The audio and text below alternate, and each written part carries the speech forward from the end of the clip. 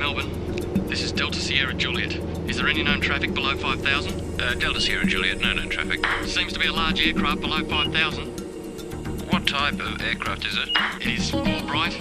Seems to me like landing lights. The aircraft has just passed over me at least 1,000 feet above. It seems to me that he's playing some sort of game. He's flying over me 2-3 times at speeds I could not identify. It's flying past, it's a long shape. Cannot identify more that it has such speed. It seems like it's stationary. What I'm doing right now is orbiting, and the thing is just orbiting on top of me also. It's got a green light and sort of metallic-like. It's all shiny on the outside. The engine is rough idling. I've got it set at 23, 24, and the thing is coughing. My intentions are to go to King Island, Melbourne. That strange aircraft is hovering on top of me again. It is hovering, and it is not an aircraft.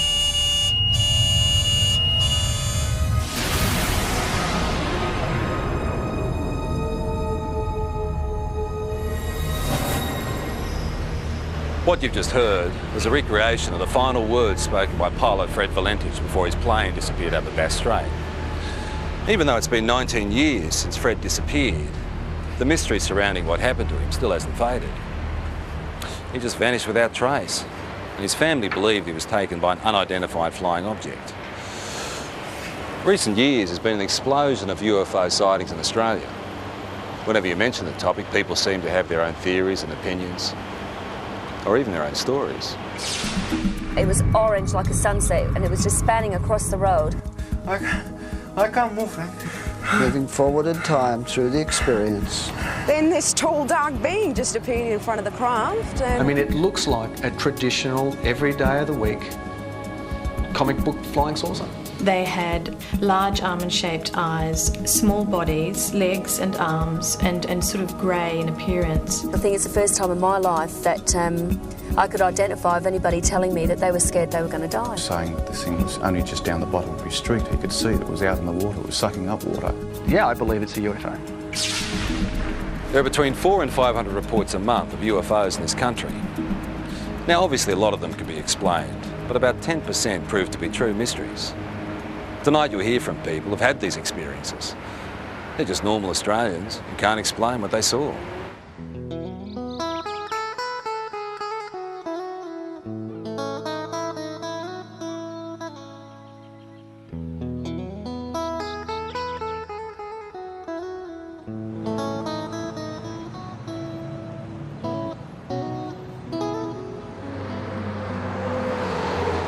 I was travelling from Sydney in a northerly direction toward Gosford along this particular road here, the Pacific Highway, and it was quiet. There wasn't a lot of traffic. It was early Christmas morning, and I was just gazing out of the front window of the car, and I saw approximately half a kilometre away a bright silver metallic object crossing from south to north.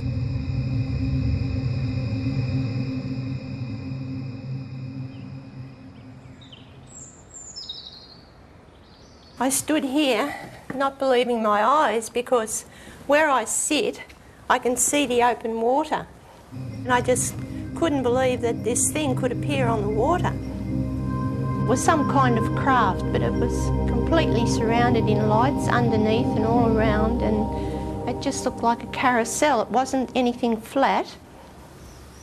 Around holiday time, the local police know they'll be busy. But on this New Year's Eve, the calls weren't what they expected. All people that I spoke to had exactly the same thing to say. There was no variance whatsoever in the object that was sighted.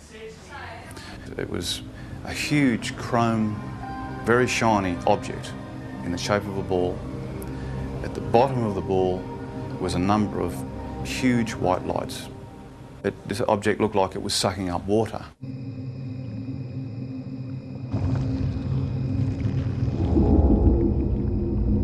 Some calls were quite frightful in their voice. You can actually hear the fear, and you can, in the background especially, the fear of people and, of course, animals and things at the time that were experiencing this phenomena.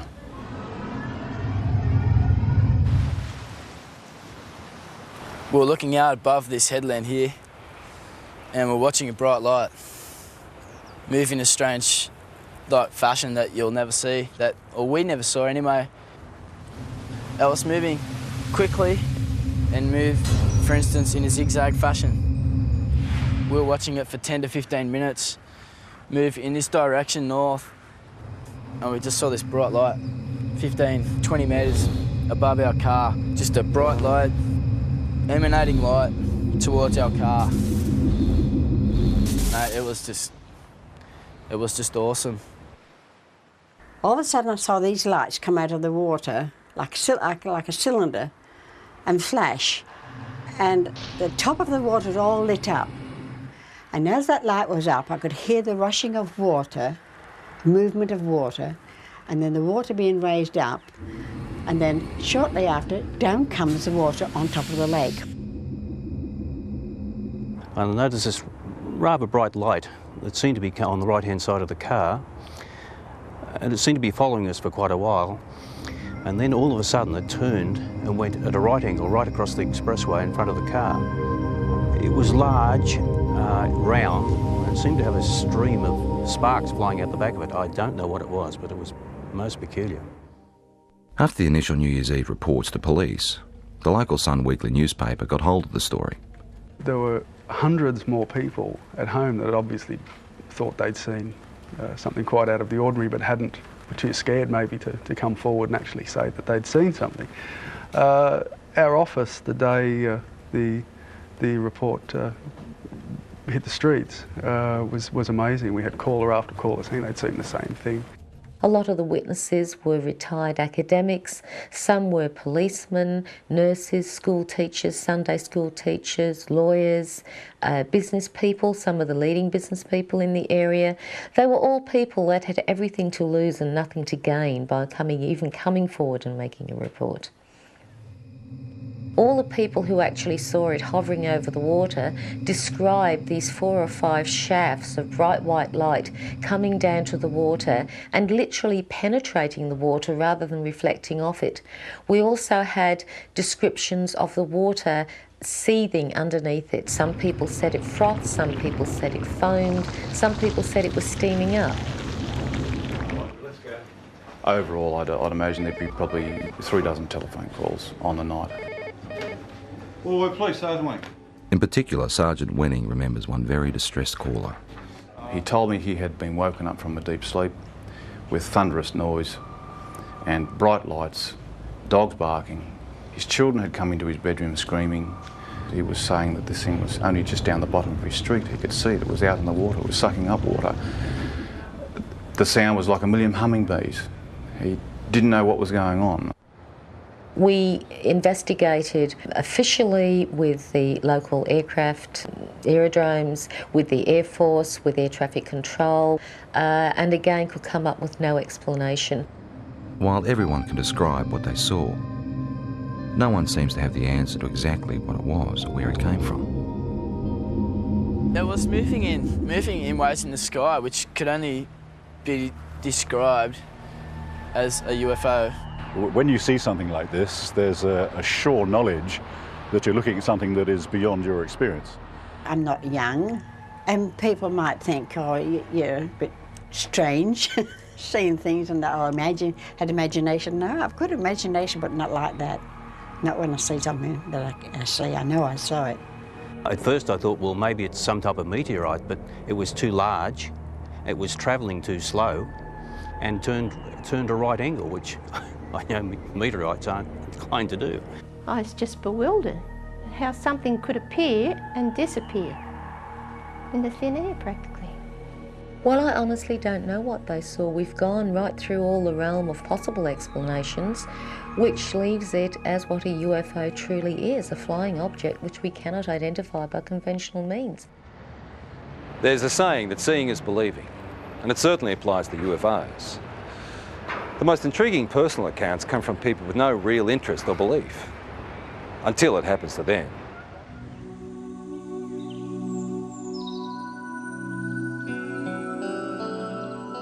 Before this happened to me, I can be honest, I could say that I was in that category of being naive. I didn't believe it. I didn't really believe it, because I had to see, it's like I would have to see it with my own eyes.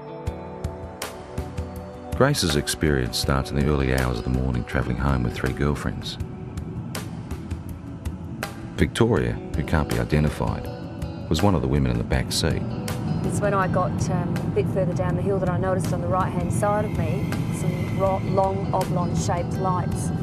I didn't know what they were. I mean, I only sort of caught a glimpse of a bright orange light sort of shining through.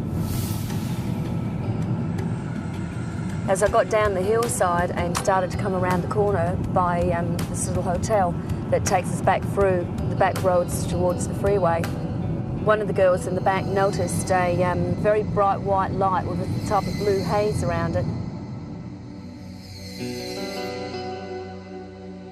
When the girls were sort of saying, oh, maybe, you know, like it's a UFO, and, you know, we sort of like just laughed it off and said, don't be so ridiculous.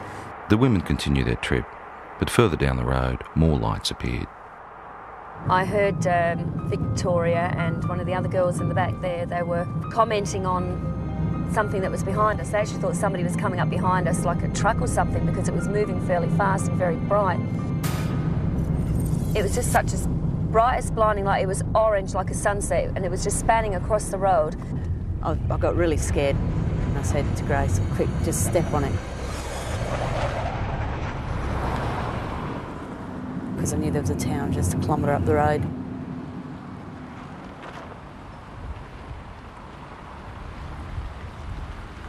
As we got closer into the middle of this car parking area and looked up, we could see this ship. Well, that's what you'd have to call it, because it was, you know, definitely not an aeroplane, and it was something from definitely not this world, that's for sure. It sort of moved across from this direction straight over the top of us.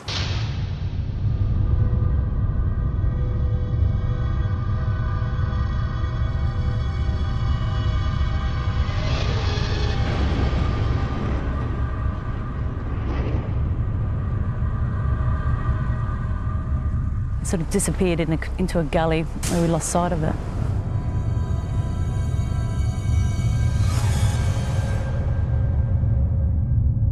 We were scared for our safety. I mean, I've got to be honest, I think it's the first time in my life that I could identify of anybody telling me that they were scared they were going to die. Because I was. When I got to the opening of the drive here, the other girls noticed that there was something else up, some activity up there in the sky. We were still scared. We didn't know what they were either. They seemed to be moving in a direction that this other craft had gone over and gone down. So the first thing you think of, just pull someone's driveway. And as I pulled in, the light was so blinding, it actually was hurting our eyes to look at it. Then I noticed a figure coming. It wasn't a human, it definitely was no human, that's for sure. I felt threatened by it. I felt really, really threatened by it. That was the closest thing I've ever experienced, the thought of actually, you know, coming close to death, I suppose, which sounds pretty silly, but the fear that I had was like that, like I wasn't going to see my family again. And the weird thing is that it's not the normal thing to talk about and for people to accept. But, you know, it's been 3 years now, and I still feel very distressed by it. In the weeks, I felt a lot of doubt with what happened to Grace. I didn't believe it, truly believed it, because I hadn't experienced anything like that myself. So I didn't show it either. I mean, I didn't show that I didn't believe it, because I think it was important that I looked like I was supporting her, so that otherwise, you know, she might go sort of, you know, off the rails if she didn't feel she had some support from her husband. But 2 weeks later, those doubts disappeared. What's work? Late one night, they were both woken by their distressed 15-year-old son. He was dead set that he had presence in his room. You know, there was somebody in his room. And one thing that he kept saying at that time was that, can you hear that sound? And he kept pointing up to the ceiling. And we could hear this low drone sound. I knew then I'd heard that sound before. We got back into bed and I was laying there. And I thought, do I lie here and just let this thing go through and just, you know, try and wipe it off as another bad experience, or do I actually get up and look, and if it is what I think it is, then maybe my husband will be able to see for the first time and he will believe. I just couldn't believe what I was seeing. When you see an object that's just sort of floating through the air, right, at slow pace, and you think to yourself, oh my God, it struck me as, you know, being awesome. It's just something unbelievable. It was a relief that he was able to see this thing, and all I kept saying was that was the thing that was there the night when I was with the others. Certainly by its nature, by the way, characteristics of the way it just hovered across the house at a slow pace, yeah, no, nothing man-made. Not from this country, not from this earth, I should say. So you want me to... Even though Grace and her husband ended up experiencing the same craft, their ways of coping with it differ. You either accept it or you don't accept it, and I tend to say now, after I've seen it with my own eyes, I accept it, but I don't, you know, harp on about it and talk about it, and if it's just one of those things you try and leave as a part of your life that's happened, and let's get on with things, let's move on from here, you see. And that's how I sort of try and treat it, rather than try and find an explanation as to what it is. Yeah, I really don't have a theory yet. It's basically, it's more the fear. Again, I don't know why, because I'm still here and I am healthy, you know, I mean, but the fact is it's just a worry because you don't know. You just don't know. What do you reckon it is? Got no idea. Images of UFOs caught on video over the years tend to raise more questions than they answer. Ron, they are visitors. Yeah? Yes, UFO. Working out whether there is something out there has intrigued researchers for years. And there's no doubt that there is a physical dimension to this UFO phenomenon, and it appears to involve some form of technology, and many cases certainly suggest that we're dealing with an exotic technology that might be something certainly foreign to our environment. When a Melbourne photographer saw images like these, he was interested enough to go on standby to try and capture on film whatever was buzzing the sky over Narre Warren in June 1996.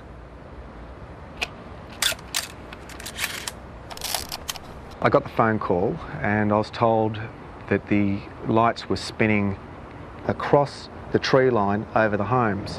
What I did was put the camera onto the object, allowing it just to come into frame, hit the shutter, count to 20, stop, wind, move the camera to the next part of the frame, start the shot, count to 20, let it go, and so forth. The first night, the result of the photographs showed just light trails of this object going across over the tree line. The second night, with higher speed film and the higher magnification lens, is where we actually captured the shot of the disc. This thing was, the only way to explain it was moving across the air like ice on a hot plate, very, very smooth. Later in the program, Doug's photos will be studied by an independent expert. Well, it was flying, it's unidentified, and it was definitely an object. What it will be, and I hope with the analysis will prove me right. But yeah, I believe it's a UFO. In the UFO community, the term hypnotherapy is like a buzzword. It's the thing to try if you feel you have secrets of the past to unlock. While mainstream medicine doesn't necessarily recognise it, people who've had UFO encounters believe it helps.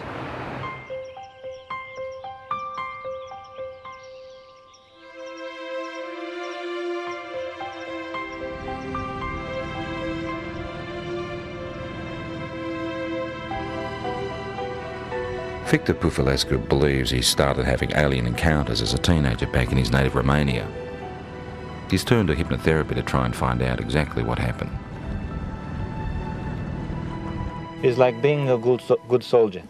You just obey orders. This is actually probably the best description of hypnosis process. Loose and limb, deeper sleep.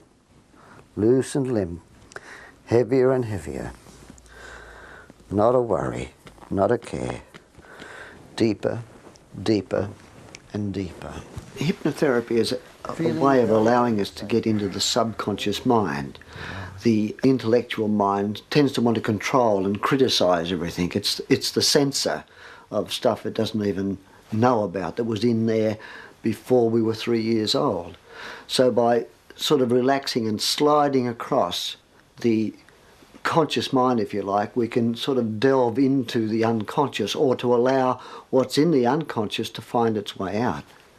Oh, I can't move, Frank. Uh-huh.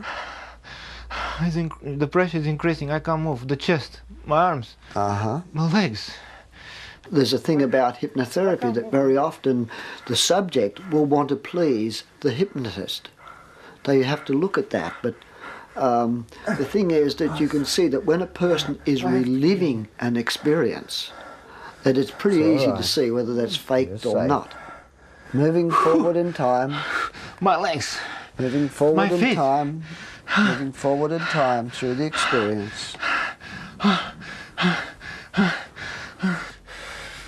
The pain is inside of my elbow. Uh-huh. Thanks. Who are you saying thanks to? Them. Uh-huh. Can you ask them what they're doing? No. It's a test. That's a test. I just know it's a test. They keep me telling be calm. They're telling you to be calm. Yeah. Uh-huh. Very often the people are quite disturbed about dreams they're having or things they've imagined happen to them. And they often come out of this saying, I'm pleased I'm not crazy, or I'm not mad, or I'm not imagining this. It does give you some answers, but also creates thousands more. And this is probably the trickiest part. I'm never happy with the answer which I'm getting, and I want more and more and more.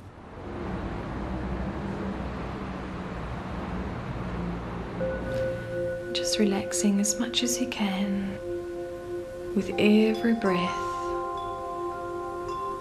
Just feeling a sense of calm. From 1992, there was a very strong correlation with awakening psychically and with my healing work to having these experiences.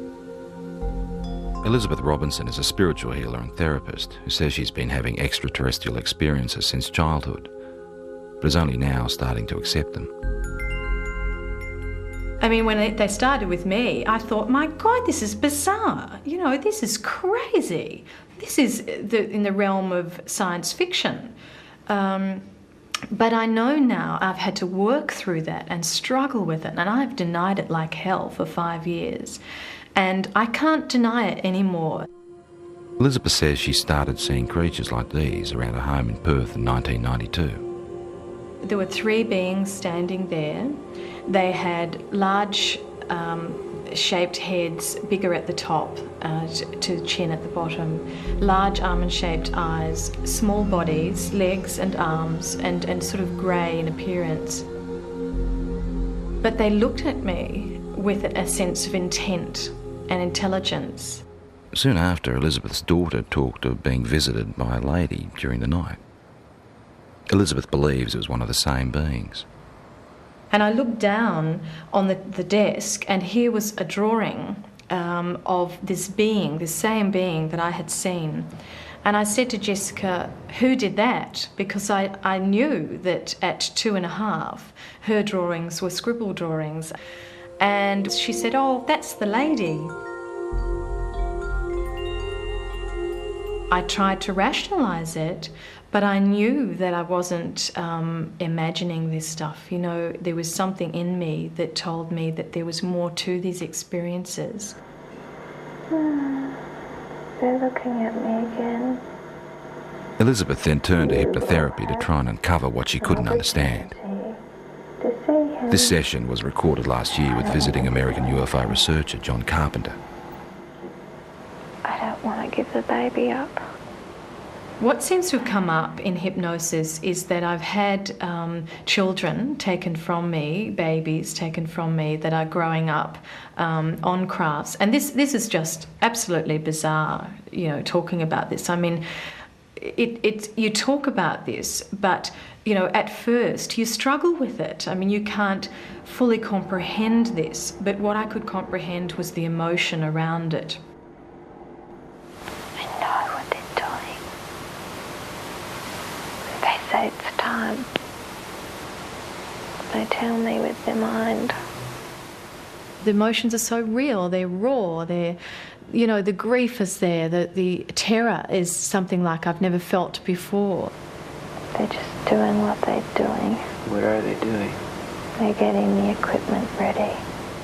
Part of the reason why they're involved here on Earth is to help us awaken, but there seems to be some sort of reciprocal type of arrangement whereby, you know, they're coming to Earth and they're creating a new race of beings, or creating some sort of hybrid race of beings. I used to think, okay, I'm dreaming, until I used to be able to get up, go to the bathroom, make a cup of tea, come back, sit down, they'd still be waiting for me.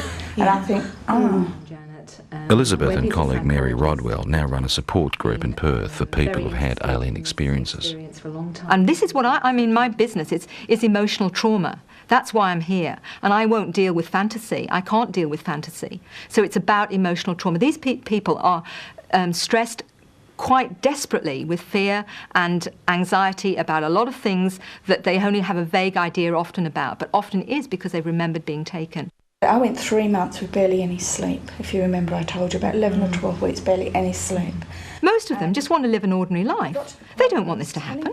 So for them to have the chance to at least talk about it and release all the anxiety and fear around that as much as they can around talking about it, it seems that through that there is real healing.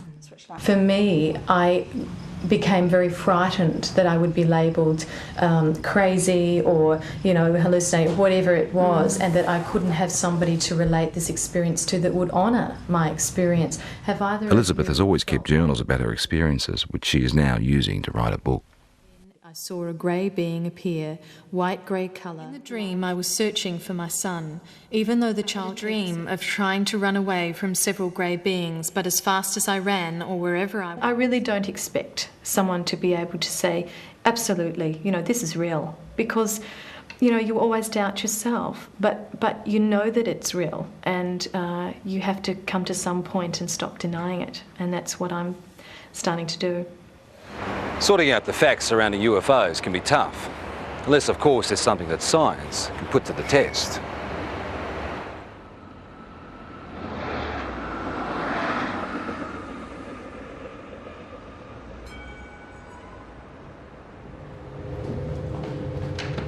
Earlier in the program we saw photographs taken by Doug Page.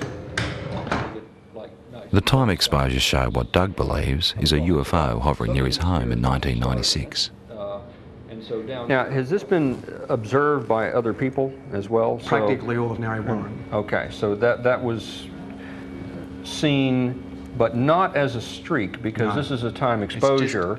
So it was simply an object of some sort traveling. Correct. In somewhat of a line, but as you can see, it goes up and down here. This type of negative sleeve will take... The professor would like to examine the negatives that come before and after the pictures in question. Explain to me why... But Doug has used the ends of rolls of film and discarded the shots he felt didn't work. Now, when the films were actually ready for handling, I'd lay them out and I went through them, and I go with the scissors and I just go cut, cut, into the bin, cut, cut, put it there, and that's what I did. Okay. After examining the camera the shots were taken with and checking density readings on the negatives, the next step is to enhance the images on the computer.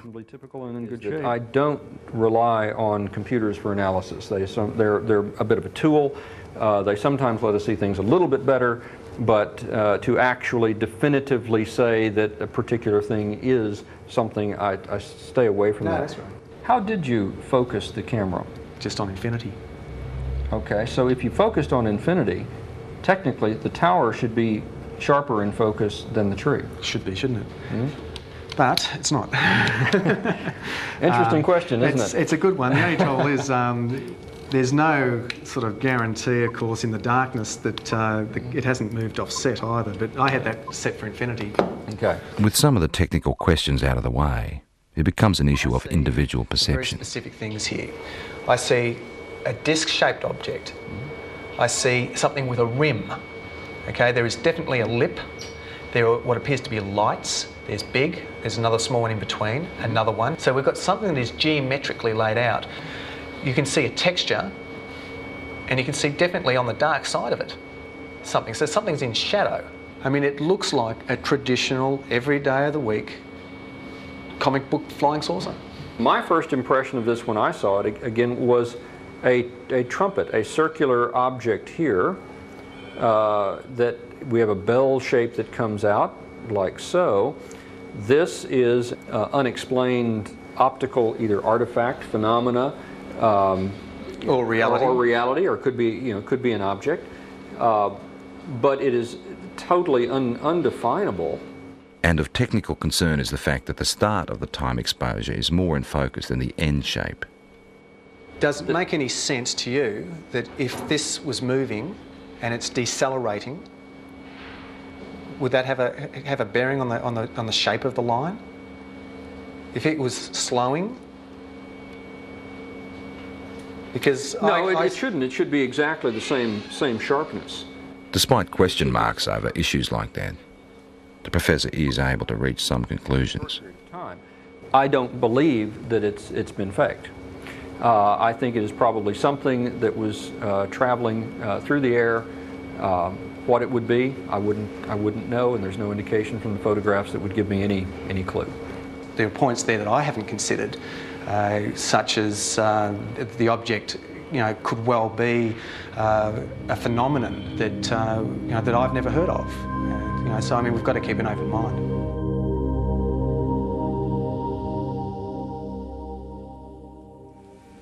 I don't know, maybe between 6 and 8, I would assume. Okay.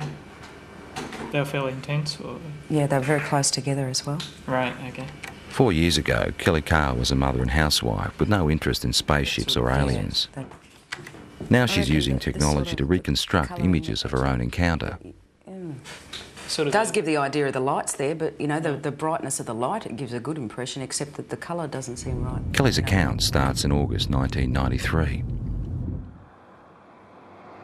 My husband and I were driving up to my girlfriend's place in Monbulk, which is in the Dandenong Mountains. We were driving on Belgrave-Hallam Road, and it was just on dusk. I saw what I thought was round orange lights in the field.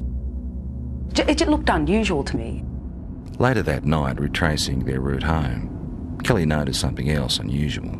It's about a kilometre or so in front of us, about twice the height of the treetops. We could see this object, which at first I thought was a blimp. It had the shape of a blimp, but it was light. As we got closer to it, the light seemed to sort of separate, and it was actually these a row of round lights, and they were orange. It appeared like there was silhouettes standing in these round orange circles, like people, but you could only see the black outline. Well, I just said to my husband, look, there's people in there. And the minute I said that, it shot off to the left of us. Within 1 or 2 seconds, it was gone completely. About a kilometre or two further down the road, as we kept driving, I came across at least what I thought was a screen or a wall of light across the road.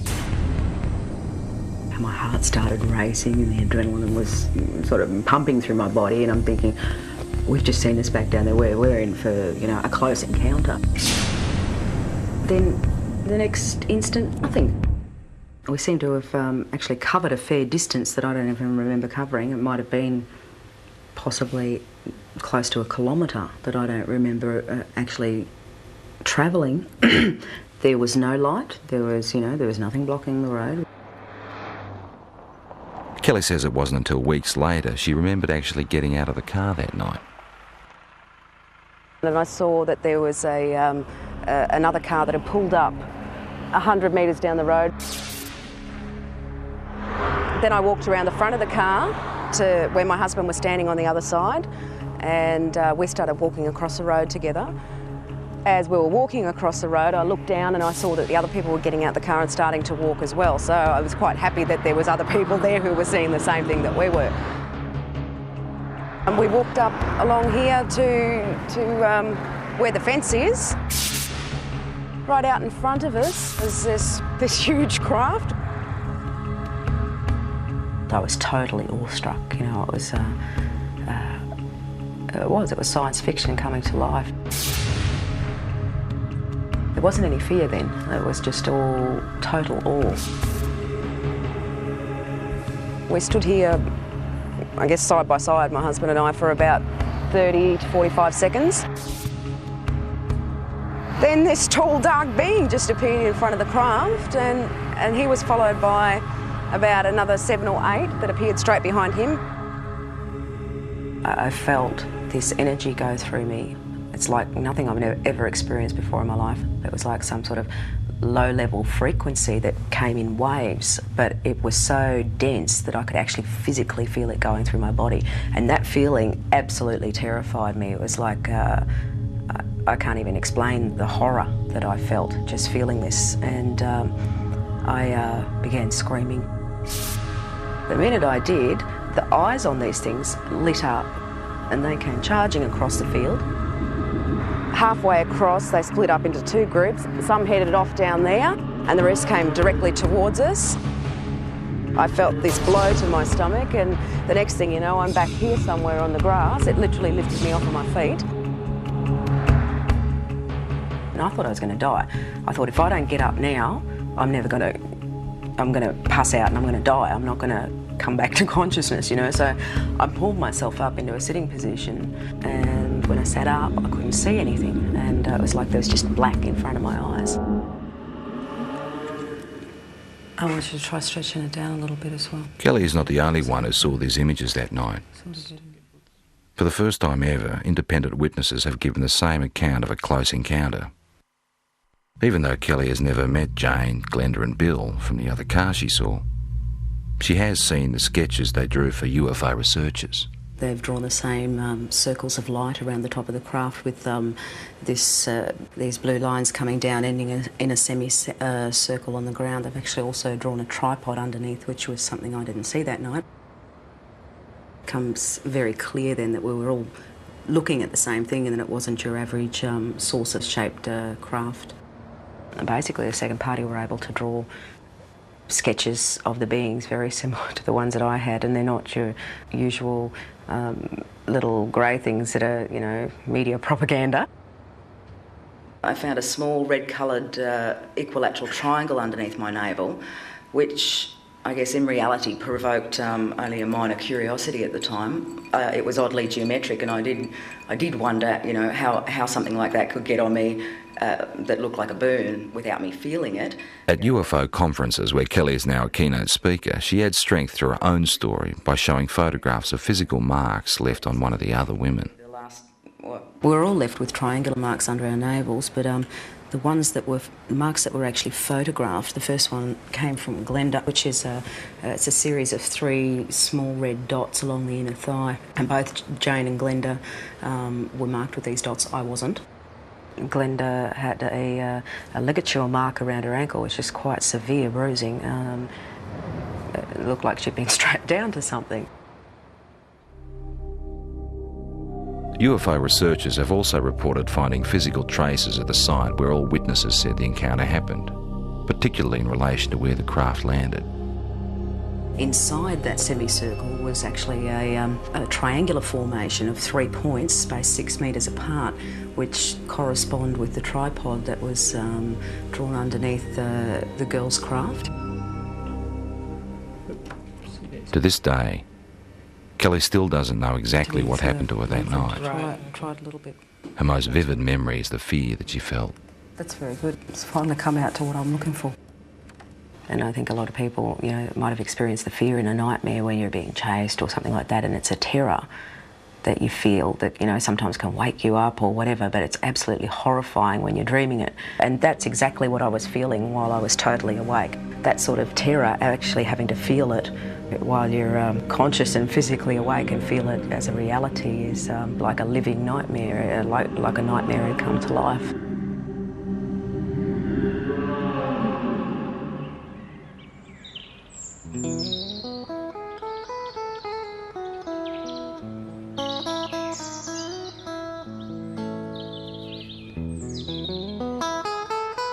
We've moved out onto 138 acres. We don't have electricity. We use all our own fuel, like for both our fires. We're in the process of trying to become self-sufficient as far as food's concerned. We just lead just a very different lifestyle. Denise Borrett says it's her encounters with strange beings that have helped her make the decision to live this way.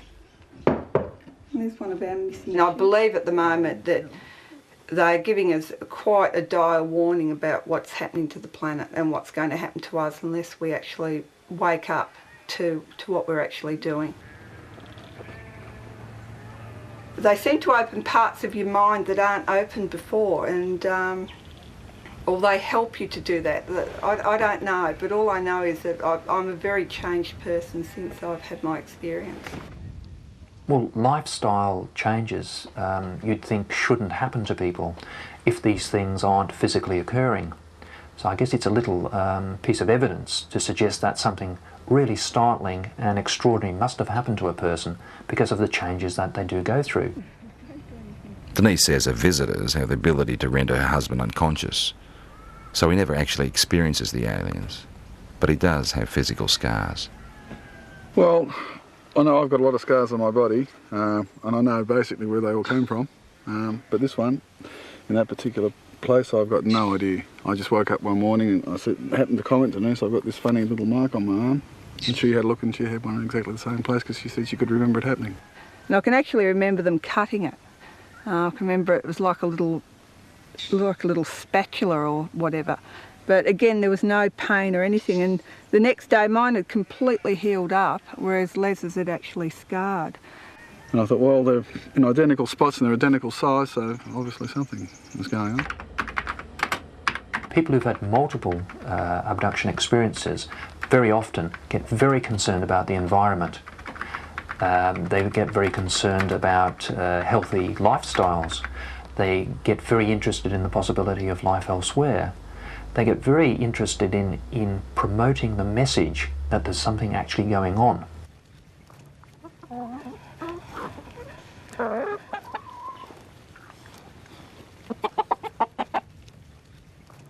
If things do go haywire on the planet, like I believe they will, that we at least will be able to feed ourselves and not have to rely on man-made energy to keep ourselves going.